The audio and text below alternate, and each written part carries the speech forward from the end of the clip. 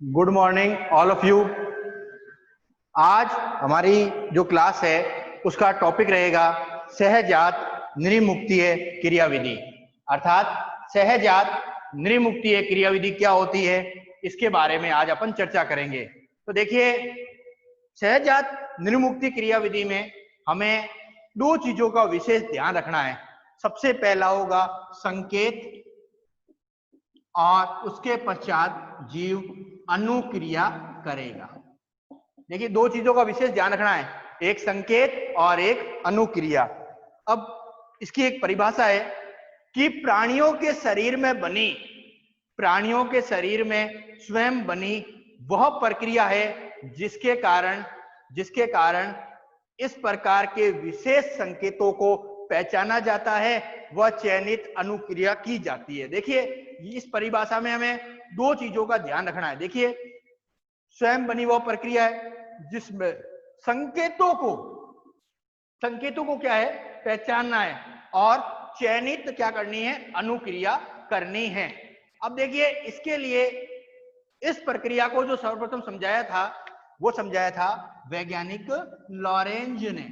देखिए, हमने जितने भी अभी एग्जाम्पल लिए हैं सभी में हमने लॉरेंज को विशेष रूप से याद किया है। अर्थात इस प्रक्रिया को भी वैज्ञानिक लॉरेंज ने समझाया था। उन्होंने इस प्रक्रिया में यह बताया कि जंतु को जब वो कोई संकेत दिया जाता है, जब किसी जंतु को, किसी जीव को कोई संकेत दिया जाता है तो वो क्या करता है, चयनित अनुक्रिया करता है। इसे संकेत उद्दीपन भी कहते हैं। सहजात निर्मुक्ति क्रियाविधि को IRM भी कहते हैं, इनेट रिलीजिंग मैकेनिज्म। सहजात निर्मुक्तीय क्रियाविधि इनेट रिलीजिंग मैकेनिज्म भी कहते हैं। अब इस प्रक्रिया को वैज्ञानिक लॉरेंज ने एक सामान्य उदाहरण के द्वारा समझाया। उन्होंने क्या किया कि एक स्टिकल बैक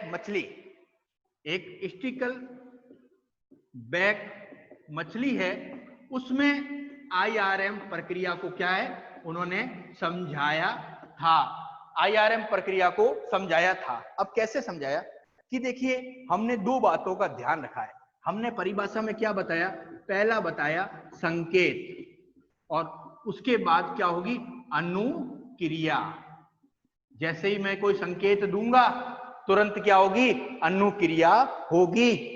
और अब क्या है, इन्होंने ये बताया कि नर स्टिकल बैक मछली में, अब पहले मैं नर की बात कर रहा हूं, इधर आ जाएगी मादा। इन्होंने क्या कहा कि नर स्टिकल बैक मछली में प्रजनन के समय विशेष प्रकार के संकेत निर्मित होते हैं। जैसे ही ये संकेत निर्मित होंगे, मादा इसकी ओर आकर्षित होगी और क्या करेगी, प्रजनन करेगी। अब कैसे समझाया IRM को, अब अपन समझते हैं। देखिए, इन्होंने कहा कि जैसे ही प्रजनन काल आता है, जैसे ही जनन काल आता है, नर सर्वप्रथम क्या करता है, अपना क्षेत्र निर्धारित कर लेता है। अर्थात जैसे ही बसंत ऋतु आती है, प्रजनन का मौका आता है, नर अपना क्षेत्र निर्धारित कर लेता है और अन्य नरों को वहां से हटा देता है या भगा देता है।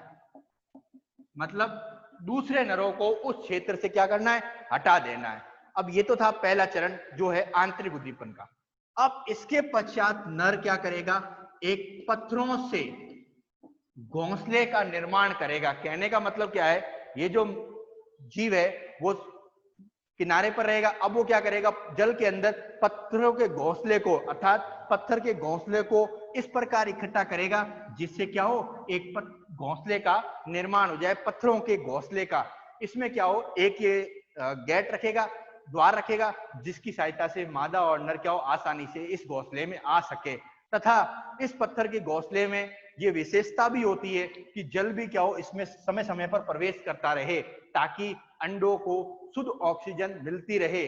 अब ध्यान रखिएगा, जल की धारा बहुत धीमी होनी चाहिए। अगर जल तेज प्रवाह से आएगा तो घोंसला टूट जाएगा और जल की धारा के साथ अंडे बह सकते हैं। तो इसीलिए ध्यान रखना, नर क्या करेगा, एक घोंसले का निर्माण करेगा। अब जो तीसरा परिवर्तन है वो क्या होगा, नर में रंग परिवर्तन होंगे। नर में रंग परिवर्तन, नर में रंग परिवर्तन होंगे। अब देखिए रंग परिवर्तन क्या है, एक तरीके से संकेत है। नर का जो उदर भाग है, नर का उदर भाग वो कैसा हो जाएगा, वो लाल रंग का हो जाएगा और इसका पृष्ठ भाग, उदर भाग लाल रंग का और पृष्ठ भाग नीले रंग का हो जाएगा। अर्थात नर में दो प्रकार के परिवर्तन हुए, उदर भाग लाल रंग का, पृष्ठ भाग नीले रंग का हो जाता है। इसका मतलब नर अब प्रजनन के लिए क्या है, तैयार है। तो नर ने तीन चीजें क्या की, अपना एरिया निर्धारित किया, घोंसला बनाया और रंग परिवर्तन कर दिया। अब देखिए ये जो लाल रंग है ये रियल में क्या है, एक संकेत है। अब संकेत मिलेगा तो क्या होगी, अनुक्रिया होगी। अब अपन मादा के पोर्शन को पढ़ते हैं।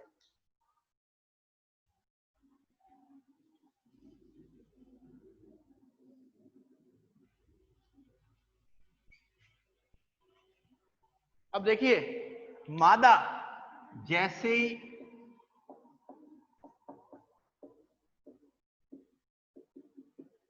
मादा जैसे ही इस संकेत को देखेगी वो क्या करेगी, नर के पास आएगी।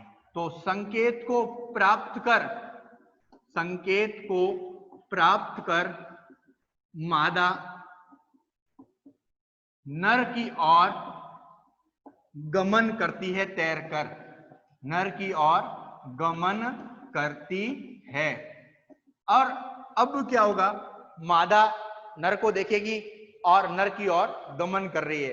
अब वो अनुक्रिया करेगी और अब वो अनुक्रिया करते हुए वो पोर्शन जिसमें अंडे है वो नर को दिखाएगी। अब जब नर उस अंडों को देखेगा तो उसके पश्चात नर और मादा दोनों आड़े तिरछे दिशा में, तिरछे दिशा में क्या होंगे, तैरते हैं। अर्थात आड़ी और तिरछी दिशा में तैरते हैं, जिसको कॉमन भाषा में जिगजैग डांस भी कहते हैं। जिगजैग डांस अर्थात आड़ा तैरना, इस प्रकार का बार बार वो आड़े तिरछे तैरते रहेंगे और जिगजैग डांस करेंगे।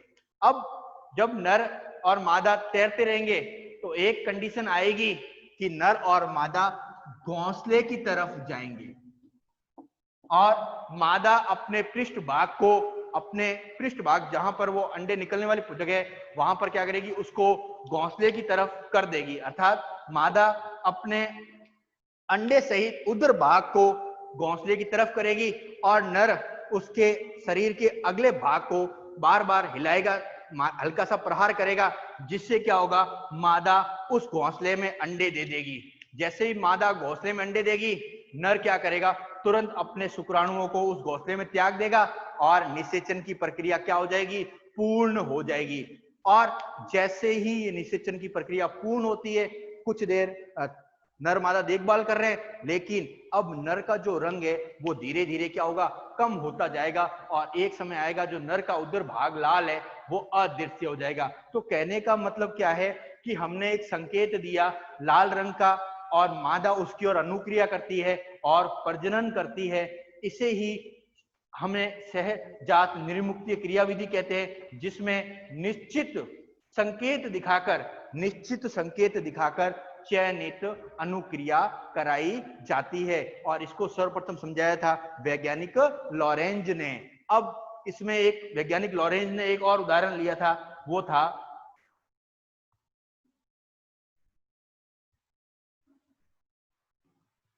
हेरिंगल का। देखिए सेकंड जो उदाहरण लिया था उन्होंने, वो लिया था हेरिंगल पक्षी का, हेरिंगल पक्षी का।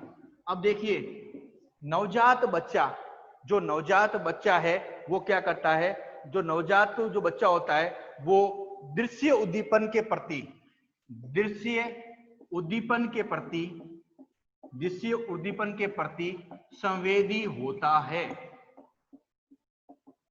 दृश्य उद्दीपन के प्रति क्या होता है, वो संवेदी होता है।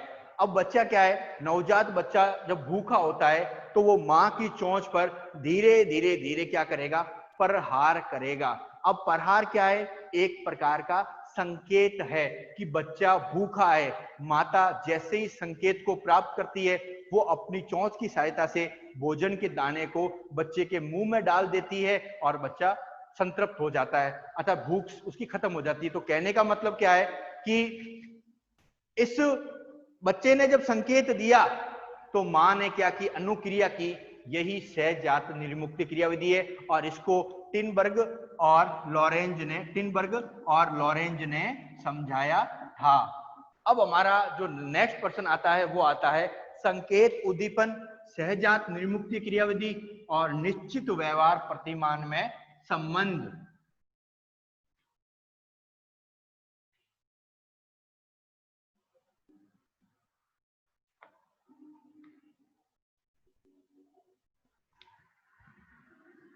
संकेत उद्दीपन, निश्चित व्यवहार प्रतिमान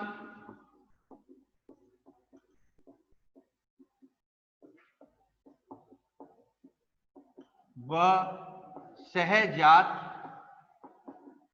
निर्मुक्तीय क्रियाविधि में संबंध। अब देखिए हमने यहाँ तीन चीज लिखी है, मैं एक एक बार आपको रिवाइज करा देता हूं कि संकेत उद्दीपन क्या है। देखिए हमने संकेत का मतलब किसी को कुछ संकेत देना ताकि वो इच्छित अनुक्रिया कर सके। हमने युगलिना का उदाहरण पढ़ा था संकेत उद्दीपन के लिए कि युगलिना को जब प्रकाश के स्रोत के पास रखा जाता है तो वो प्रकाश की ओर तैरता है, अर्थात प्रकाश एक प्रकार का उद्दीपन है और युगलिना उसकी ओर तैर रहा है। अब जहां प्रकाश तेज गिरेगा वहां युगलिना नहीं तैरेगा, उसके आसपास के एरिया में तैरेगा। अगर हम कृत्रिम प्रकाश को अगर बंद कर दें तो युगलिना तैरना बंद कर देगा। तो कहने का मतलब एक प्रकार का मैं संकेत दूंगा और जीव क्या करेगा, इच्छित अनुक्रिया करेगा। और सेकंड हमारा है निश्चित व्यवहार प्रतिमान। देखिए निश्चित व्यवहार प्रतिमान हमने पढ़ा था कि दो प्रकार का होता है, पहला होता है जन्मजात, सेकंड होता है अर्जित। देखिए जन्मजात क्या होता है, कुछ ऐसे गुण होते हैं जो आनुवंशिक कारकों से एक पीढ़ी से दूसरी पीढ़ी में स्थानांतरित होते रहते हैं और जीन द्वारा नियंत्रित कर रहते हैं। जैसे अगर मैं कहना चाहूं कि छोटा बच्चा रोता है तो रोने का जो गुण है वो क्या है, निश्चित व्यवहार प्रतिमान में जन्मजात है। लेकिन लिखना, बोलना, चलना ये क्या है, वो अर्जित करता है। तो कहने का मतलब दो प्रकार का व्यवहार है, एक तो जन्मजात, एक है अर्जित। और सहजात निर्मुक्ति क्रियाविधि को आईआरएम को हमने अभी जस्ट पढ़ा है, आईआरएम को हमने पढ़ा है। अब वैज्ञानिक लॉरेंज ने एक मॉडल दिया था जिसको कहते हैं ध्रुव चालित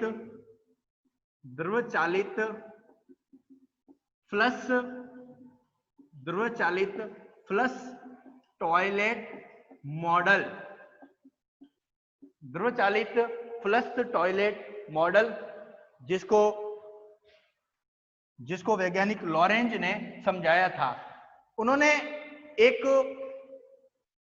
पानी की टंकी ली, जिसको अब हम समझते हैं कि उन्होंने किस प्रकार प्रैक्टिकल किया। इस मॉडल का नाम था ध्रुव चालित फ्लश टॉयलेट मॉडल। उन्होंने क्या किया, एक पानी की टंकी ली,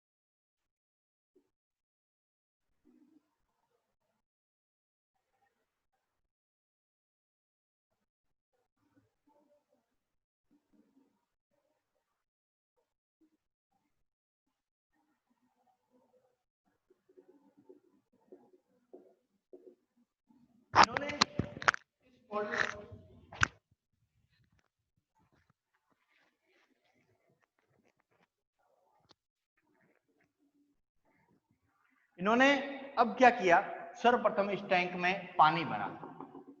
तो हम जानते हैं कि जब पानी भरते हैं तो पानी में एक दबाव उत्पन्न होता है, और इन्होंने क्या किया कि यहाँ पर इस पोर्शन में एक गिरारी लगाई, जिसको गिरारी का मतलब क्या है कि जैसे ही इस पोर्शन में दबाव पड़ेगा ये गिरारी घूमेगी और इसका जो टैंक का जो गेट है वो अपने आप ही क्या हो जाएगा, खुल जाएगा। अर्थात जैसे ही दबाव उत्पन्न होगा ये गिरारी नीचे की ओर वजन डालेगी और इसका जो गेट होगा वो खुल जाएगा और पानी क्या होगा, नीचे की ओर गिरना प्रारंभ कर देगा।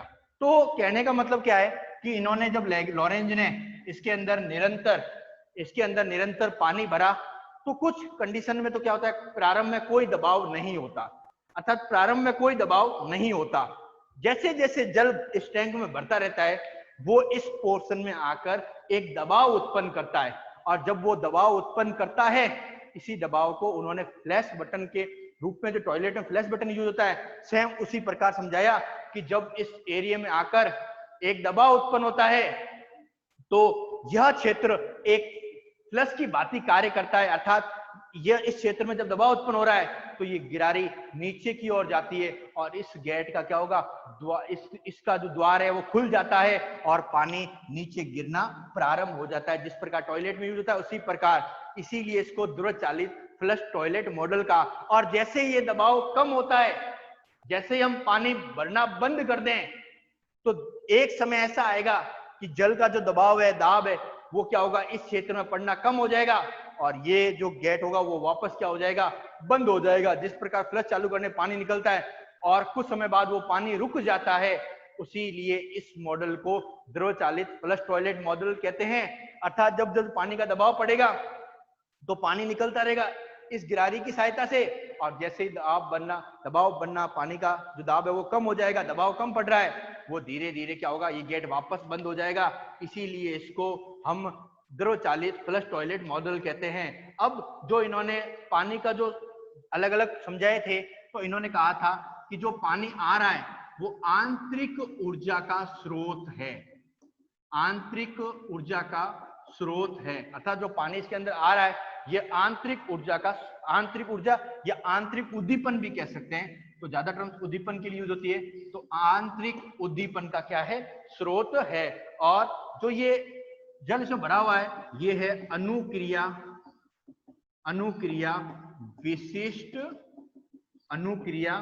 विशिष्ट ऊर्जा, अर्थात अनुक्रिया विशिष्ट ऊर्जा। और यह जो पोर्शन कहलाता है वो कहलाता है सहजात निर्मुक्तीय क्रिया विधि। अर्थात एक संकेत मिल रहा है कि जल पर कि ये खुल जाए, तो ये क्या है, सहजात निर्मुक्तीय क्रिया विधि। और नीचे जो पोर्शन है वो क्या कहलाता है, वो कहलाता है संकेत उद्दीपन। और जो जल बाहर निकल रहा है यह है निश्चित व्यवहार प्रतिमान।